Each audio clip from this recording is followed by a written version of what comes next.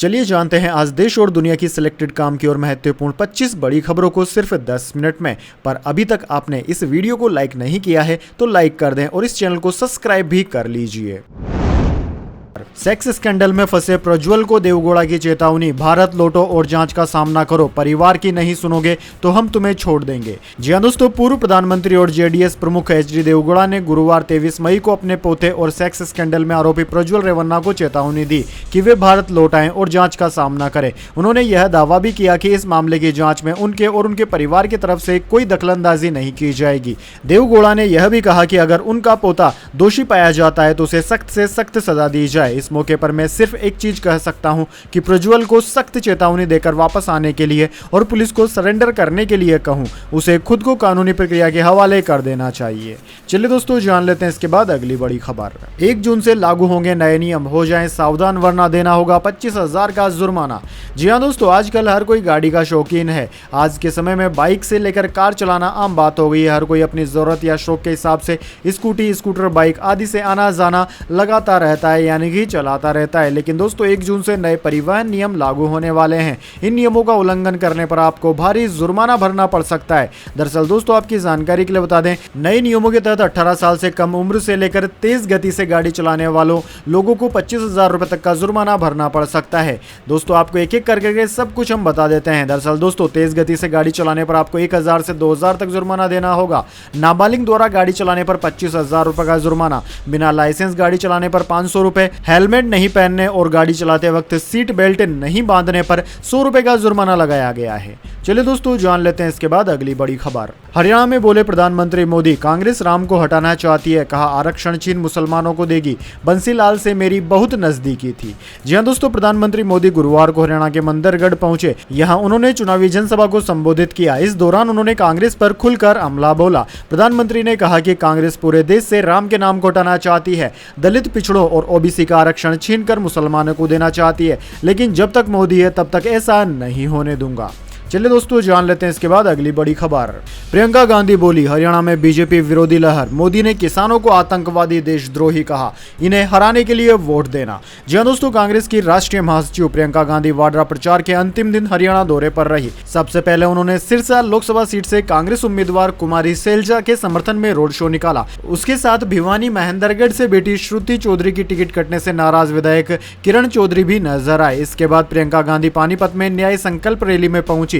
यह उन्होंने करनाल लोकसभा सीट से उम्मीदवार दिव्यांशु बुद्धिराजा के लिए प्रचार किया। प्रियंका गांधी ने कहा कि मोदी ने जो भी नीतियां बनाई है वह सिर्फ अरबपतियों के लिए है। मोदी ने देश के किसानों को आतंकवादी, देशद्रोही कहा। वे देशभक्त कैसे हैं? ये देश आपका है। जिन्होंने आपको दिल्ली जाने से रोका, आप उन्हें दिल्ली से निकाल फेंको। चलिए दोस्तों, जान लेते हैं इसके बाद अगली खबर। किर्गिस्तान में भारतीयों पर हमले, स्टूडेंट बोली हमें बचाओ, कहा सड़कों पर मारपीट हो रही, लड़कियों से रेप।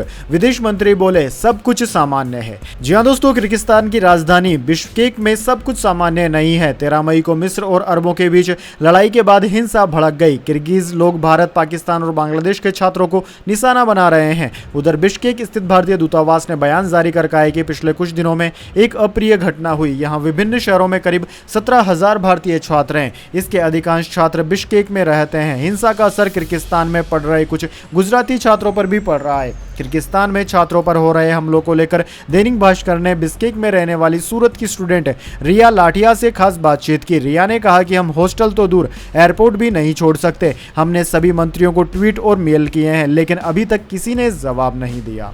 चलिए दोस्तों, जान लेते हैं इसके बाद अगली बड़ी खबर। 2 दिन बाद अस्पताल से डिस्चार्ज हुए शाहरुख खान, पत्नी गौरी और बच्चों के साथ चार्टेड प्लेन से मुंबई पहुंचे। आईपीएल मैच के बाद बिगड़ी थी तबीयत।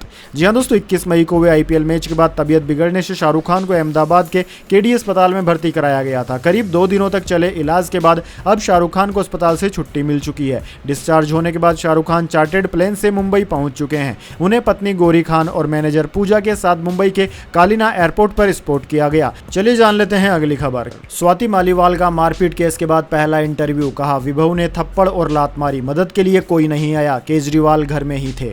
जी हां दोस्तों, आम आदमी पार्टी के राज्यसभा सांसद स्वाति मालीवाल ने अपने साथ हुई मारपीट के बाद पहली बार इंटरव्यू दिया। उन्होंने गुरुवार को न्यूज एजेंसी एएनआई से बातचीत करते हुए कहा कि वे 13 मई को सुबह 9 बजे के करीब मुख्यमंत्री अरविंद केजरीवाल से मिलने सीएम आवास गई थी। वहां पर स्टाफ ने ड्राइंग रूम में बैठाया और कहा कि केजरीवाल घर पर हैं और मिलने आ रहे हैं। उसी समय विभव कुमार वहां पर आते हैं और मुझसे मारपीट करने लग जाते हैं। विभव ने मुझे 7-8 थप्पड़ मारे। जब मैंने उन्हें धक्का देने की कोशिश की तो उन्होंने मेरा पैर पकड़ लिया, मुझे नीचे घसीट दिया। मालीवाल ने आगे कहा कि मेरा सिर सेंट्रल टेबल से टकरा गया, मैं नीचे गिरी। फिर उन्होंने मुझे लातों से मारना शुरू कर दिया। मैं बहुत जोर से चिल्लाई लेकिन कोई मदद के लिए नहीं आया। मालीवाल ने आरोप लगाया कि 13 मई को केजरीवाल के पीए विभव कुमार ने उनके साथ मारपीट की है। पुलिस ने मामले में 16 मई को एफआईआर दर्ज कर विभव कुमार को अरेस्ट कर लिया था। चलिए दोस्तों, जान लेते हैं इसके बाद अगली बड़ी खबर। केजरीवाल बोले, मोदी जी मेरे माता पिता को प्रताड़ित न करें, आपकी लड़ाई मुझसे है। दिल्ली सीएम के पीए की रिमांड का आज आखिरी दिन। जी हां दोस्तों, दिल्ली के मुख्यमंत्री अरविंद केजरीवाल ने 23 मई को 1 मिनट 27 सेकंड का वीडियो जारी किया। इसमें उन्होंने प्रधानमंत्री से अपील की कि मोदी जी मेरे बूढ़े माता पिता को प्रताड़ित न करें, आपकी लड़ाई मुझसे है। असल में दिल्ली पुलिस स्वाति मालीवाल मारपीट बदसलूकी केस में केजरीवाल की पत्नी और उनके माता पिता से पूछताछ करने वाली थी। न्यूज एजेंसी एएनआई ने सूत्रों के हवाले से बताया कि पुलिस टीम आज दिल्ली सीएम आवास नहीं जाएगी। दिल्ली पुलिस के सूत्रों के मुताबिक स्वाति मालीवाल ने मजिस्ट्रेट के सामने बयान दर्ज कराया था। उसमें उन्होंने बताया था कि वह सीएम आवास के अंदर तब गई थी जब सीएम के माता पिता और उनकी पत्नी सुनीता केजरीवाल वहां मौजूद थी। वह उनसे मिलकर बाहर आ गई, इसलिए पुलिस उनका बयान लेने के लिए 2 दिन का समय मांग रही है। चलिए दोस्तों, जान लेते हैं इसके बाद अगली बड़ी खबर। राजस्थान में 48.8 डिग्री सेल्सियस टेम्परेचर, 5 की हुई मौत। अहमदाबाद गांधीनगर में 2 दिन रेड अलर्ट। केरल में भारी बारिश से 4 की मौत। जी हां दोस्तों, उत्तर भारत भीषण गर्मी की चपेट में है। गुरुवार को देश में सबसे गर्म शहर राजस्थान का बाड़मेर रहा। यहां अधिकतम तापमान 48.8 डिग्री सेल्सियस रिकॉर्ड किया गया। वहीं दोस्तों, मौसम विभाग ने पंजाब, राजस्थान, हरियाणा और उत्तर प्रदेश में 4 दिन के लिए हीट वेव का अलर्ट जारी किया है। जम्मू कश्मीर, हिमाचल प्रदेश, गुजरात, मध्य प्रदेश, दिल्ली और महाराष्ट्र में भी लू का अलर्ट है। इसके अलावा दोस्तों, राजस्थान में आने वाले दिनों में तापमान 50 डिग्री सेल्सियस तक पहुंच सकता है। राज्य के 19 शहरों में बुधवार को तापमान 45 डिग्री सेल्सियस के पार रिकॉर्ड किया गया। जैसलमेर से सटी भारत पाकिस्तान बॉर्डर पर टेम्परेचर 53 डिग्री सेल्सियस तक पहुंच गया। बीएसएफ ने इसका वीडियो भी शेयर किया। चलिए दोस्तों, जान लेते हैं इसके बाद अगली बड़ी खबर। महाराष्ट्र न्यूज स्पा सेंटर के नाम पर चल रहा था देह व्यापार, पुलिस ने 2 महिलाओं को किया रेस्क्यू। जी हां दोस्तों, महाराष्ट्र के पिपरी चिंचवड़ में स्पा सेंटर के नाम पर देह व्यापार चलाया जा रहा था। अनैतिक मानव तस्करी विभाग ने स्पा सेंटर में चल रहे अनैतिक काम की जानकारी मिलने के बाद रैकेट का भांडाफोड़ किया। इसके साथ ही 2 महिलाओं को देह व्यापार के जाल से बचाया गया। हालांकि छापेमारी की जानकारी मिलते ही स्पा सेंटर का मैनेजर फरार हो गया। इस मामले में वाकड़ पुलिस स्टेशन में आईपीसी की धारा 370-34 के साथ अनैतिक व्यापार निवारण अधिनियम 1956 की धारा 3, 4, 5, 7 के तहत मामला दर्ज किया गया है। चलिए दोस्तों, जान लेते हैं इसके बाद अगली खबर। एयर इंडिया ने पायलटों की सैलरी 15,000 तक बढ़ाई। एयरलाइन ने 1.8 लाख तक के एनुअल परफॉर्मेंस बोनस का भी ऐलान किया।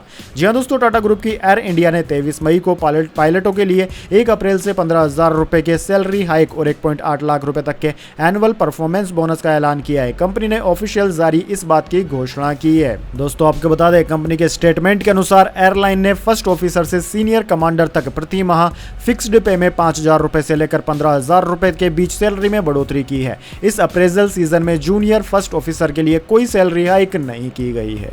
चलिए दोस्तों, जान लेते हैं इसके बाद अगली बड़ी खबर। अडानी पर लो ग्रेड कोयले को हाई ग्रेड में बेचने का आरोप। कंपनी ने आरोपों को झूठा बताया। शेयर पहले गिरे फिर रिकवर होकर बंद हुए। जी हां दोस्तों, अडानी ग्रुप ने फाइनेंशियल टाइम्स की रिपोर्ट में लगाए गए उन आरोपों को झूठा और निराधार बताया, जिसमें कहा गया था कि अडानी ग्रुप ने लो ग्रेड का कोयला खरीदा और हाई ग्रेड बताकर महंगे दामों में बेच दिया। इस बयान के बाद उनके शेयरों में रिकवरी दिखी। ग्रुप की फ्लैगशिप कंपनी अडानी एंटरप्राइजेज का शेयर 0.63% की तेजी के साथ 3,137 पर बंद हुआ। दिन के कारोबार में यह 3,073 रुपए पर आ गया था। वहीं अडानी पोर्ट 0.53% गिरकर 1,378 रुपए पर बंद हुआ। कारोबार के दौरान ये 1,364 रुपए पर आ गया था। चलिए दोस्तों, जान लेते हैं इसके बाद अगली बड़ी खबर। बीजेपी और बिहार को लेकर प्रशांत किशोर की भविष्यवाणी, लेकिन इसमें बंगाल वाली बात नहीं। जी हां दोस्तों, पीके के नाम से मशहूर हो चुके प्रशांत किशोर फिलहाल किसी भी राजनीतिक पार्टी के लिए चुनाव कैंपेन नहीं कर रहे हैं। वो बिहार में अपना जन सुराज अभियान चला रहे हैं। फिर भी लोकसभा चुनाव 2024 के संभावित संभावित नतीजों को लेकर खासे चर्चा में हैं और एक इंटरव्यू में अपने दावे को लेकर सोशल मीडिया पर ट्रेंड भी कर रहे हैं। दरअसल दोस्तों, प्रशांत किशोर का कहना है कि बीजेपी की सीटों को लेकर उनकी भविष्यवाणी वैसी ही सही साबित होगी जैसे 2021 के पश्चिम बंगाल चुनाव के नतीजे आने पर हुई थी। दोस्तों, खास बात यह है कि तब भी प्रशांत किशोर ने बीजेपी की सीटों को लेकर ही भविष्यवाणी की थी। हालांकि तब प्रशांत किशोर ने बीजेपी को लेकर यह कहा था कि 2024 में हराना असंभव नहीं है। चलिए दोस्तों, जान लेते हैं इसके बाद अगली बड़ी खबर। दिल्ली के लेडी श्रीराम कॉलेज में ब्लास्ट की धमकी, बम स्क्वाड की टीम को एक्टिव किया गया। 22 दिन में ऐसी छठी घटना। जी हां दोस्तों, दिल्ली के स्कूलों, अस्पतालों, एयरपोर्ट के बाद अब दिल्ली यूनिवर्सिटी के लेडी श्रीराम कॉलेज को भी बम से उड़ाने की धमकी मिली है। दिल्ली फायर सर्विसेज के मुताबिक डीयू के लेडी श्रीराम कॉलेज को बम से उड़ाने को लेकर कॉल आई है। इसके बाद मौके पर दमकल की 2 गाड़ियां भेजी गई। दिल्ली पुलिस बम स्क्वाड की टीम को भी एक्टिव किया गया। हालांकि जांच के बाद कोई भी चीज संदिग्ध नहीं मिली है। इस महीने में यह अब तक बम की धमकी की 7वीं घटना है। इससे एक दिन पहले बुधवार को गृह मंत्रालय को बम से उड़ाने की धमकी मिली थी। दोस्तों, धमकियां हर रोज मिल रही है, लेकिन अभी तक कोई भी अपराधी पकड़ा नहीं गया है।